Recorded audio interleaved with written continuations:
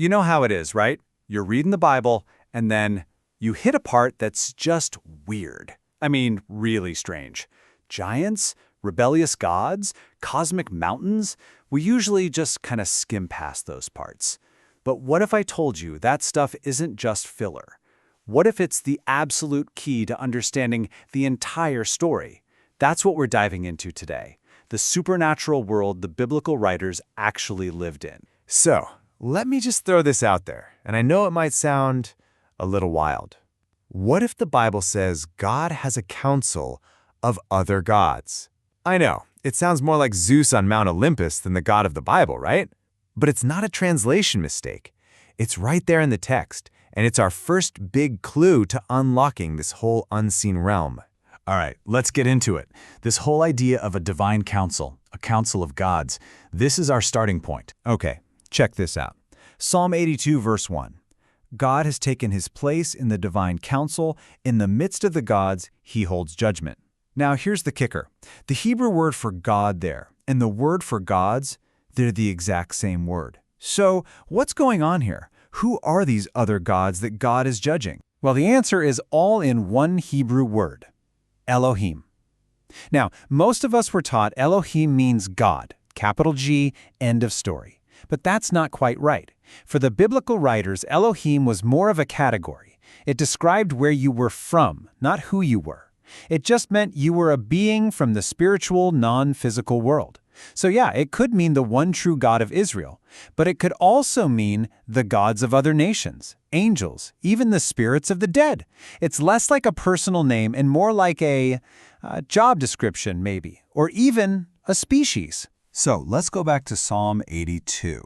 Who is God talking to in his council? A lot of smart people have said, oh, it's just a metaphor for human judges in Israel. Okay, but that view hits a brick wall just a few verses later. God says to them, you will die like men. Hang on a second. If they're already men, telling them they're going to die like men is, well, it's just stating the obvious, isn't it? It makes no sense. But if they're divine, spiritual beings, wow, then it becomes a death sentence. God is saying, I gave you immortality and you blew it. So now you're going to die just like the humans you were supposed to be protecting. Okay, so to really get this, we have to do something kind of difficult. We have to try to step out of our 21st century heads and think like an ancient Israelite. The late scholar Dr. Michael Heiser, whose work this is all based on, put it perfectly. He said, we honor God's choice to give us the Bible by just letting it be what it is. See, God didn't beam a modern textbook into the minds of the writers. He met them where they were. He used real people living in a specific time and place with their own culture and worldview. Our job isn't to fix the text, it's to understand it on its own terms. And for them, the world was just alive with supernatural reality. A divine council wasn't a weird idea, it was just how the spiritual world was run.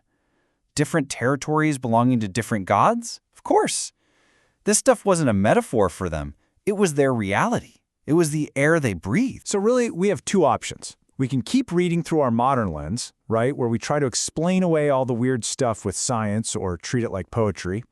Or we can switch lenses. We can intentionally try to put on their ancient supernatural glasses.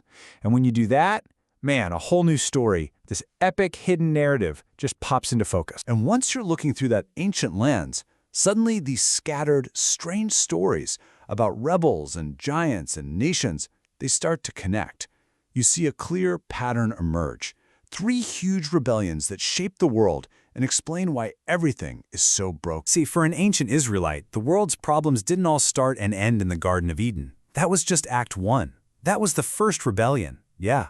But it was followed by 2 more cosmic disasters. The crazy story of the sons of God in Genesis 6, and then the whole Tower of Babel incident, which leads to God basically disowning the nations of the world. Each rebellion just piled on more chaos.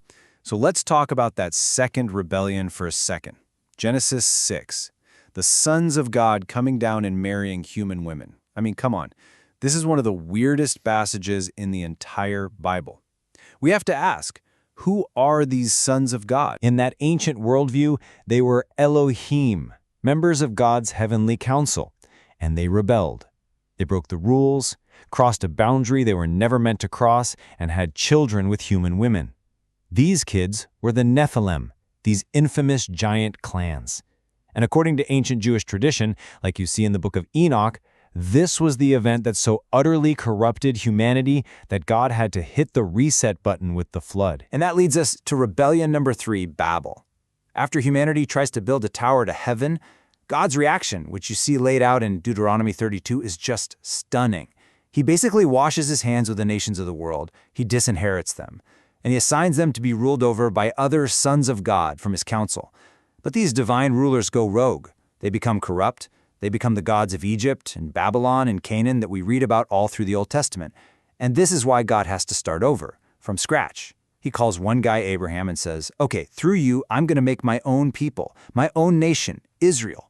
This sets up the central conflict of the whole Old Testament. It's Yahweh and his people against a whole world run by rebellious spirit beings. Okay, you might be thinking, this is all fascinating Old Testament stuff, but what about Jesus? Well, this is where it all comes together. Because this worldview doesn't just explain the Old Testament, it radically reframes the mission of Jesus. His life wasn't just a series of random miracles and teachings. It was a calculated, strategic invasion of enemy-held territory. You have to understand, in the ancient world, geography was theology. Certain places weren't just dots on a map. They were spiritual flashpoints. They were seen as the strongholds, the headquarters of enemy gods, ground zero for the rebellion. And guess where Jesus goes? He walks right into the heart of them. I mean, look at his travel itinerary. He goes to Bashan, which was famous as the territory of the god Baal. He goes to the foot of Mount Hermon, the very mountain where those rebellious sons of God were said to have descended. And then he takes his disciples to a city right there called Caesarea Philippi, a place literally famous for its pagan worship and known as the gates of hell. This was considered a physical portal to the underworld. And it's there, of all places, standing in front of the literal gates of hell, that Jesus says those famous words, "On this rock I will build my church, and the gates of hell shall not prevail against it." Do you see it now? This isn't a defensive promise. He's not saying, "Don't worry, my church will be safe." No, he's on offense. He's standing at the enemy's front door, planting a flag and declaring all-out war. He's saying, "I'm coming for you, and your gates, your entire kingdom, won't be able to stop what I'm starting." So let's pull back and look at the big picture here. When you put all these pieces together, what you get is one single, coherent, epic story. A story that is so much bigger, so much more dramatic than what we usually talk about on a Sunday morning. Think about it. Jesus' entire mission was a systematic counterattack on all 3 rebellions. His death and resurrection, that breaks the curse of death that started in Eden. His casting out of demons and authority over evil spirits, that's a direct assault on the legacy of Genesis 6.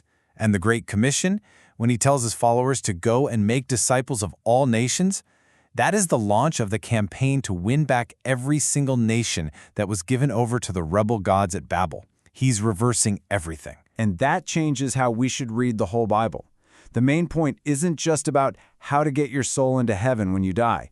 That's part of it, for sure, but it's not the whole story. The story is about a cosmic war for the planet Earth. It's about God taking back what is rightfully his from the spiritual forces that tried to steal it. And this is where you and I come in. This is where it gets incredibly personal. Because when we follow Jesus, we're not just forgiven, we are adopted. We become sons and daughters of God. We are invited to join his family, to be part of his council. Our future isn't just about floating on a cloud. It's about ruling and reigning with him. Paul tells us we will one day judge angels. The end of Psalm 82 cries out for God to rise up and reclaim the nations, and we are destined to be part of that, to replace the corrupt spiritual beings and inherit the new creation with him. So I'll just leave you with this to chew on. If this is the real story the Bible is telling, this epic cosmic battle for the heavens and the earth, what does that mean for us? What does it really mean to be part of God's family, to be enlisted in his mission to reclaim not just the world we can see, but the unseen realm as well?